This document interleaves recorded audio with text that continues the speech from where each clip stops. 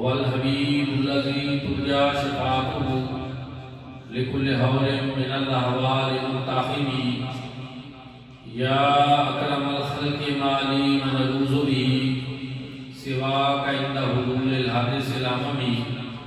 نہایت ہی عزت و احترام کے لائق علماء کرام، نعت خوانان شیریں لسان اور برادران اسلام، آج ہماری وادی سون کی یہ خوش قسمتی ہے کہ فیضیاب فیضان حضور ذات مجاہد ختم نبوت، مفتی اعظم پاکستان حضرت علامہ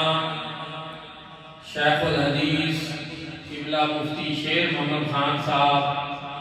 دامت برکاتہم القدسیہ، صدر دارالافتاء دارالعلوم محمدیہ وسیلہ بھیرہ شریف، انشاءاللہ بھی چند لمحوں بعد یہاں پہ تشریف فرما ہو رہے ہیں۔ یہ ہماری اس وادی کی خوش نصیبی ہے کہ اتنی بڑی ہستی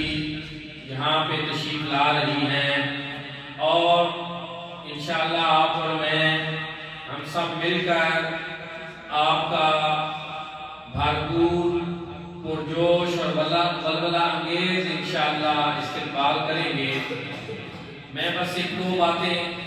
عرض کرنا چاہتا ہوں کہ جب ختم نبوت کی تحریک چلی اس وقت آستانہ عالیہ بھیرہ شریف سے مجاہد طریق ختم نبوت حضرت قبلہ پیر محمد امین الاسرار شاہ صاحب مدد العالی، آپ نے ایک الفتح تاریخ کی بنیاد رکھی تھی اور بھرپور حصہ لیا تھا، اور قادیانیوں نے آپ پہ قاتلانہ حملہ بھی کیا تھا، لیکن اس میں اللہ رب العزت نے آپ کو محفوظ رکھا۔ اور پھر ایک وقت آیا کہ جب ضیاء الحق کے دور میں قادیانیوں نے ہیومن انٹرنیشنل جو سلسلہ ہے اقوام متحدہ کا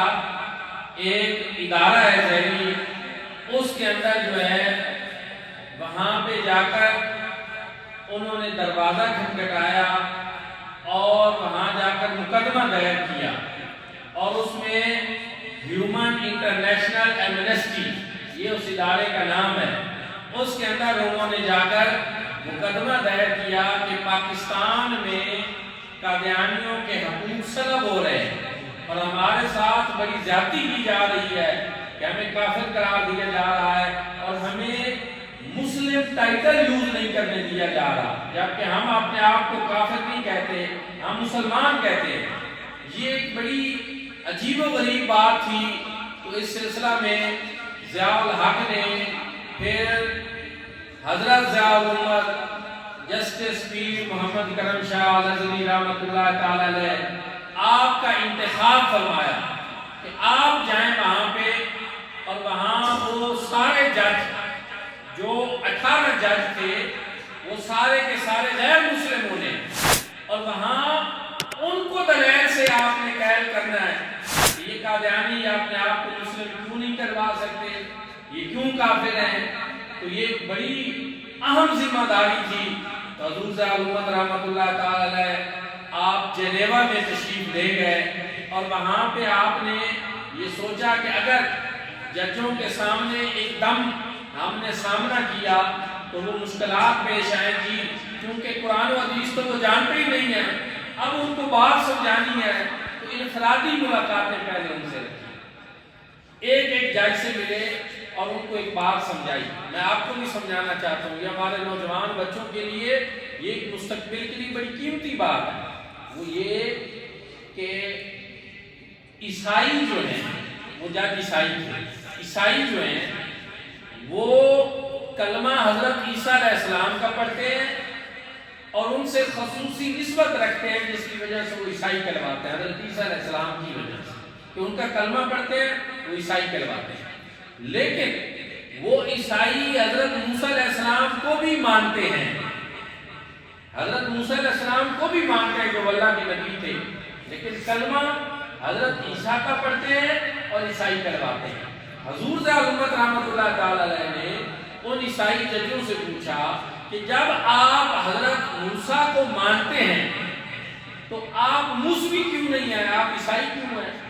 انہوں نے کہا اس وجہ سے کہ ہم حضرت موسیٰ کو مانتے ضرور ہیں لیکن کلمہ ہم حضرت عیسیٰ کا پڑھتے ہیں، اور ہمارے نبی حضرت عیسیٰ ہیں اس وجہ سے کہ ہمارا ان کے ساتھ ایک خصوصی تعلق ہے نبی اور امتی کا جو ہوتا ہے۔ حضور ذی الامت نے فرمایا، قادیانی بھی یہی بات کرتے ہیں، وہ کہتے ہیں کہ ہم حضور صلی اللہ علیہ وسلم کو بھی مانتے ہیں اور ملعون کذاب دجال مرزا قادیانی کو بھی نبی مانتے ہیں، اس لیے ہمیں مسلمان کروانے دیا جائے۔ تو آپ نے فرمایا جس طرح تم عیسائی حضرت موسیٰ کو ماننے کے باوجود موسوی نہیں کہلاتے، عیسائی کرواتے ہو، تو ہم قادیانیوں کو کہتے ہیں کہ تم بھی کیونکہ خصوصی تعلق مرزا سے رکھتے ہو، کلمہ مرزا کا پڑھتے ہو، حضور صلی اللہ علیہ وسلم کو مانتے ہوئے بھی،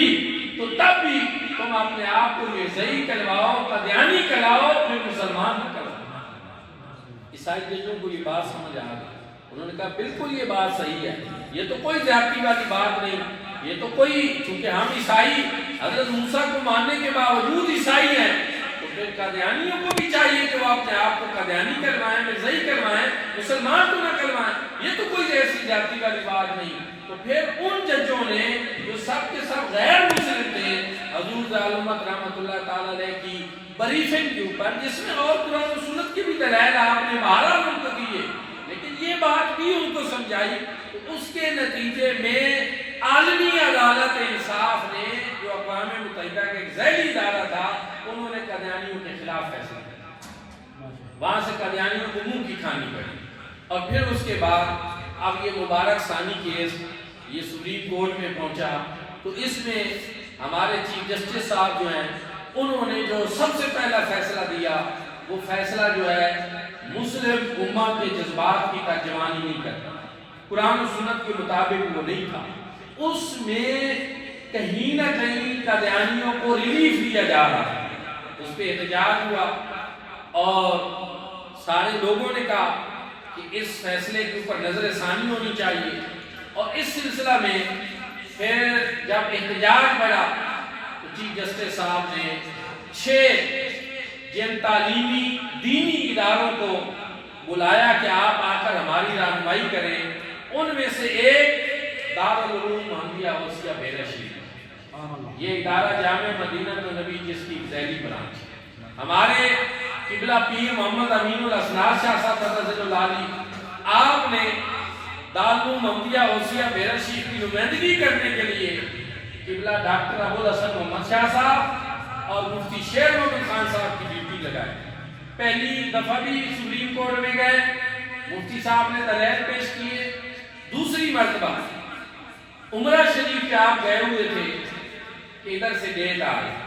22 اگست کی، اور عمرہ تو کر چکے تھے، مدینہ شریف پہنچے تھے، ابھی زیارات کرنی تھی، تو مفتی صاحب کہتے ہیں میرے دل میں یہ خیال آیا کہ ساری نسبتیں، یہ ساری برکتیں تو مصطفیٰ کریم صلی اللہ علیہ وسلم کے صدقے ہیں، اس لیے زیارات تو ہوتی رہیں گی، ختم نبوت کا مسئلہ ہے، قادیانیوں کے خلاف سپریم کورٹ میں جانا ضروری ہے۔ کہتے ہیں میں کریم آقا علیہ السلام کی بارگاہ میں حاضر ہوا، وہاں سے میں نے اجازت چاہی اور عرض کی کہ یا رسول اللہ آپ مجھے اجازت بھی دیں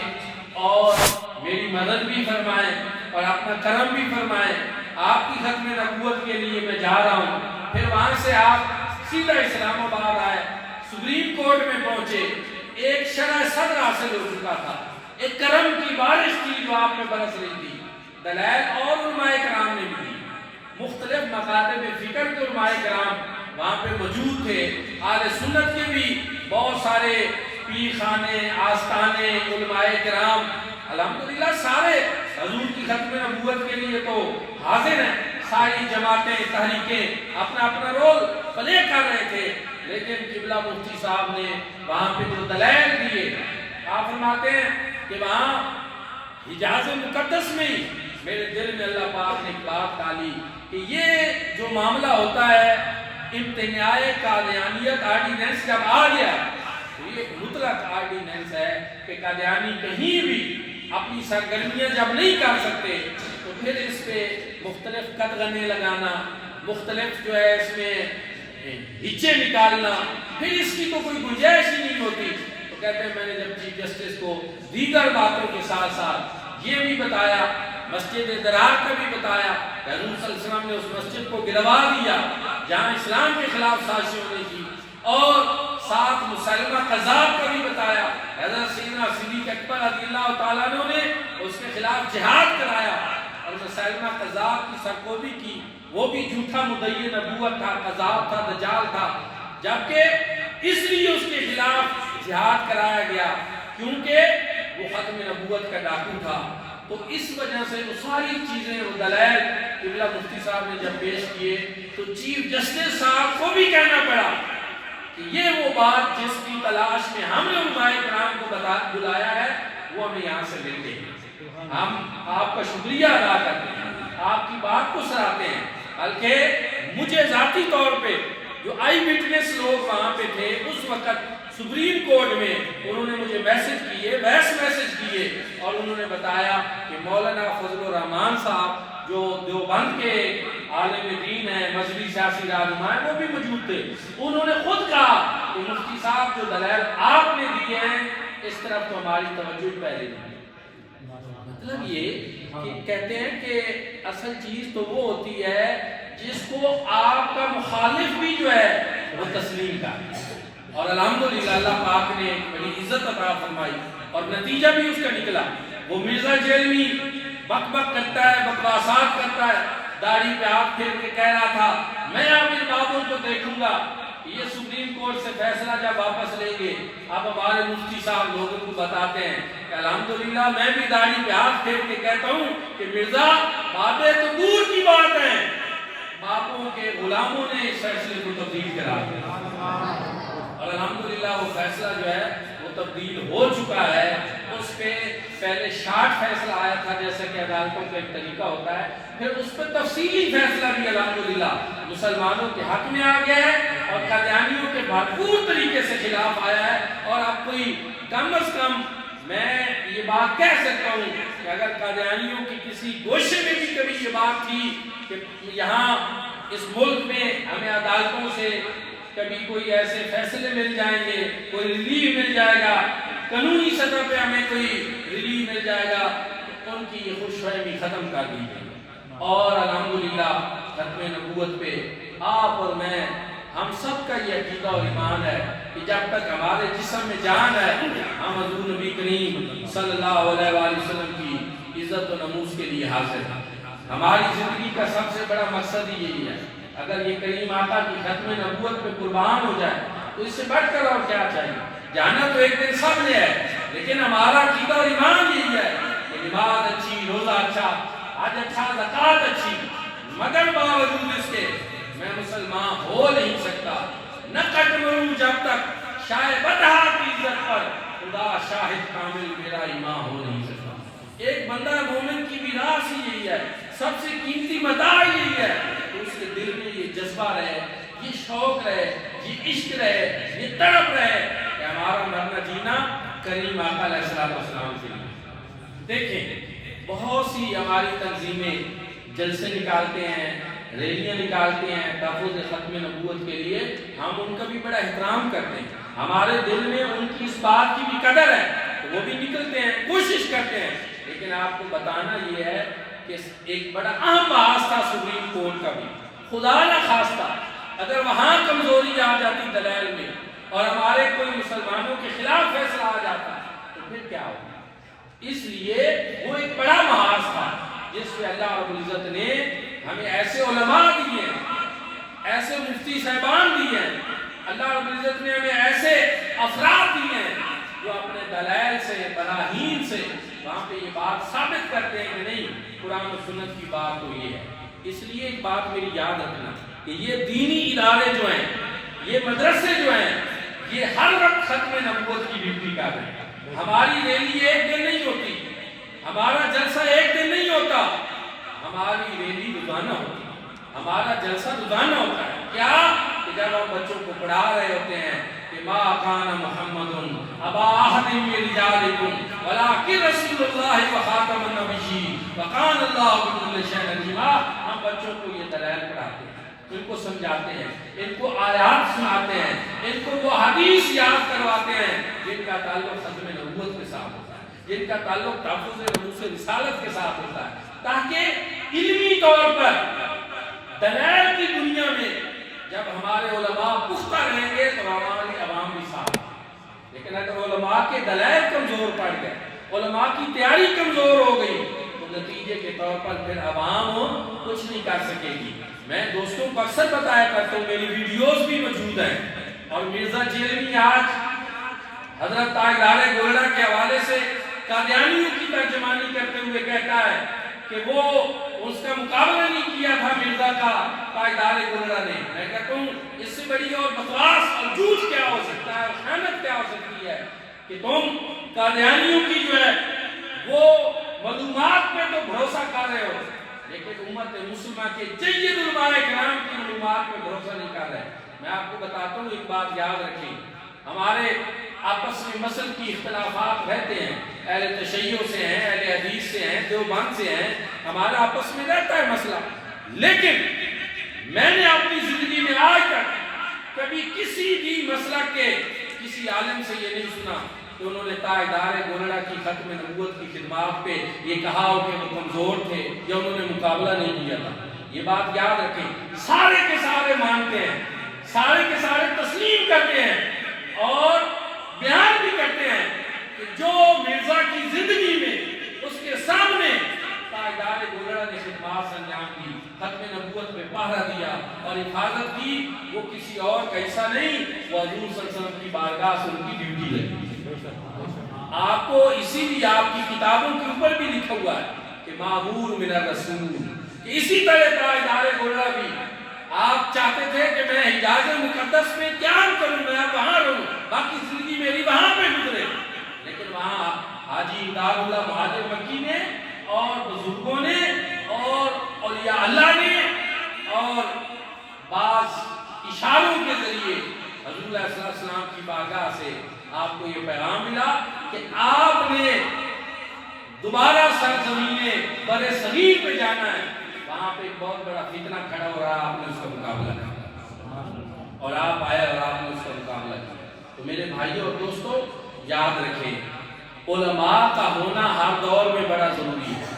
علماء دلائل دیں گے تو فتنے ختم ہوں گے، علماء بتائیں گے تو فتنے ختم ہوں گے۔ آج میں تو کہتا ہوں کہ مرزا قادیانی کے بعد اس صدی کا سب سے بڑا فتنہ جو ہے وہ مرزا جیلمی بنتا جا رہا ہے، اور اس لیے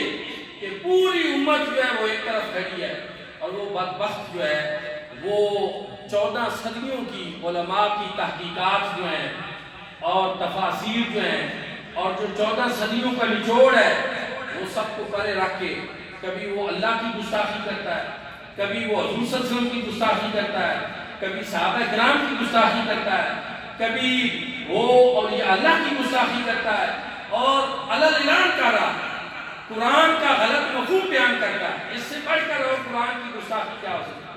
حدیث مبارکہ کی من پسند تشریح کرتا ہے جو 14 صدیوں میں کسی نے بھی نہیں کی تھی، اور آج ہم سب کچھ دیکھ اور سن رہے ہیں کہ یہ کتنی، اور ہماری نوجوان نسل تو وہ گمراہ کر رہا ہے۔ میرے بھائیوں اور دوستوں، تو اس لیے علماء کرام کے اوپر بھی بڑی ذمہ داریاں ہیں کہ علماء ہوں گے،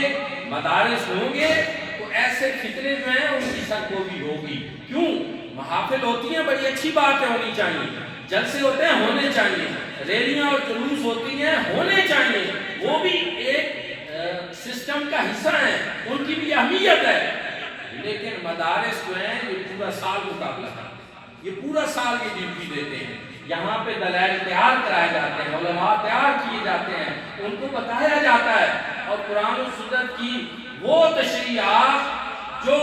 حضور نبی کریم صلی اللہ علیہ وسلم کی زبان اقدس سے ہوئی، صحابہ کرام کے دور سے ہوئی۔ میں نے تو یقین جانے، میں آپ کو یہ بتا رہا ہوں، مسجد میں کھڑا ہوں، میں نے جو مرزا جیلمی کی حدیث پاک کی غلط تشریحات سنی ہیں، اور اگر آپ عالم ہوتے تو ہو سکتا ہے کہ آپ پتہ نہیں اس کو کیا کر دیں، کہ اس طرح وہ جو ہے من پسند تشریحات اور غلط تعبیرات اور جھوٹ تو وہ اتنے بولتا ہے اتنے جھوٹ بولتا ہے کہ میں نے اپنی زندگی میں اتنا کذاب شخص، اتنا دھڑلے سے جھوٹ بولنے والا میں نے نہیں دیکھا۔ ہو سکتا اس سے پہلے مرزا قادیانی ہو، اب اس کے بعد اس کا ہی نمبر ہے۔ تو میرے بھائیوں اور دوستوں، اس لیے ضرورت اس بات کی ہے کہ آپ مدارس کا تحفظ کریں۔ اور آخری ایک بات میں اور بتانا چاہتا ہوں، اور وہ بڑی خاص بات ہے، وہ یہ ہے کہ اللہ رب العزت نے قرآن پاک میں ایک اصول دیا کہ جب ایسے فتنے پیدا ہو جائیں اور من گھڑت تشریحات کرنے والے لوگ ہو جائیں تو آپ نے فیصلہ کرنا ہو کہ میں نے کس صف میں کھڑا ہونا ہے۔ اللہ رب العزت نے ارشاد فرمایا وَيَتَّبِعْ غَيْرَ سَبِيلِ الْمُؤْمِنِينَ نُوَلِّهِ مَا تَوَلَّىٰ وَنُصْلِهِ جَهَنَّمَ وَسَاءَتْ مَصِيرًا، کہ وہ لوگ جو عام مومنین کی راہ کو چھوڑ کر الگ راہ اپناتے ہیں، فرمایا جدھر وہ رخ کرتے ہیں ہم ان کا رخ ادھر ہی پھیر دیتے ہیں اور ہم ان کو جہنم میں پھینکیں گے اور وہ بہت برا ٹھکانہ ہے۔ پوری مسجد، میں اس بات کو ایسے سمجھانا چاہتا ہوں، پوری مسجد میں سارے لوگ نماز پڑھنے ہیں ایک طریقے پہ، اور ایک بندہ ایک طریقے پہ نماز پڑھنا شروع کر دے تو کیا وہ مومنین کی راہ کو چھوڑ رہا ہے کہ نہیں چھوڑ رہا؟ بولے ذرا، چھوڑ رہا ہے۔ قرآن پاک کی یہ جو وعید ہے اس میں وہ آ رہا ہے کہ نہیں آ رہا؟ اس کو سوچنا چاہیے۔ وَيَتَّبِعْ غَيْرَ سَبِيلِ الْمُؤْمِنِينَ، مومنین کی راہ کو چھوڑ کر جب وہ الگ راہ اپنا رہا ہے تو فرمایا نُوَلِّهِ مَا تَوَلَّىٰ، وہ جدھر رخ پھیرے گا ہم اس کا رخ ادھر ہی پھیریں گے۔ وَنُصْلِهِ جَهَنَّمَ، ہم جہنم میں اس کو پھینکیں گے۔ وَسَاءَتْ مَصِيرًا، یہ بڑا برا ٹھکانہ۔ اس لیے جہاں آمد المسلمین اکٹھے ہوں، جو ان کا طریقہ ہو، جس طریقے کو وہ اختیار کرتے ہو دین کے معاملے میں،